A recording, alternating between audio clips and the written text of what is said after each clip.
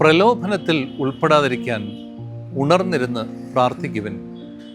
ഗെത്സമനിയിൽ വേദന പൂണ്ട് കർത്താവ് പ്രാർത്ഥിക്കുന്ന അവസരത്തിൽ തൻ്റെ ശിഷ്യന്മാർക്ക് അദ്ദേഹം കൊടുക്കുന്ന ഉപദേശമായിരുന്നു ഇത്.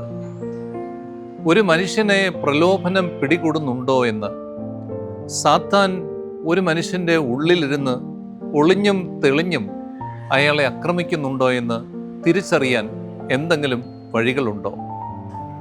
ദൈവം ഒരു മനുഷ്യൻ്റെ ഉള്ളിലുണ്ടെന്നുള്ളതിൻ്റെ ഏറ്റവും പ്രധാനപ്പെട്ട തെളിവ് അയാൾ പ്രത്യാശ ഉള്ളവനാണ് എന്നുള്ളതാണ്. എന്നാൽ സാത്താൻ ഒരു മനുഷ്യൻ്റെ ഉള്ളിൽ പ്രവർത്തിക്കുന്നതിൻ്റെ തെളിവുകൾ എന്താണ്?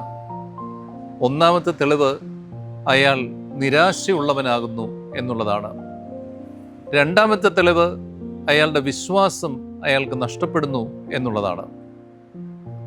മൂന്നാമത്തെ ഒരു തെളിവ് എന്ന് പറയുന്നത് അയാൾക്ക് എല്ലാവരോടുമുള്ള സ്നേഹത്തിൽ നിന്ന് അയാൾ പുറകിലേക്ക് പോകുന്നു.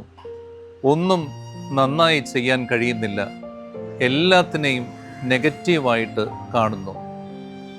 നോമ്പ് ഹൃദയത്തിൽ ഏറ്റുവാങ്ങിക്കൊണ്ട് നമ്മൾ കടന്നു പോരുകയായിരുന്നു. ഈ നോമ്പ് നമ്മിലേക്ക് എന്തോരം പ്രത്യാശ പകർന്നു തന്നിട്ടുണ്ട് എന്ന് ചിന്തിക്കണം. നോമ്പിലായിരിക്കുമ്പോഴും നിരാശ ഉള്ളിൽ സൂക്ഷിക്കുന്നുണ്ടെങ്കിൽ പിശാച് നമ്മളിൽ നിന്ന് ദൂരത്തല്ല എന്നുള്ളത് നാം തിരിച്ചറിയണം.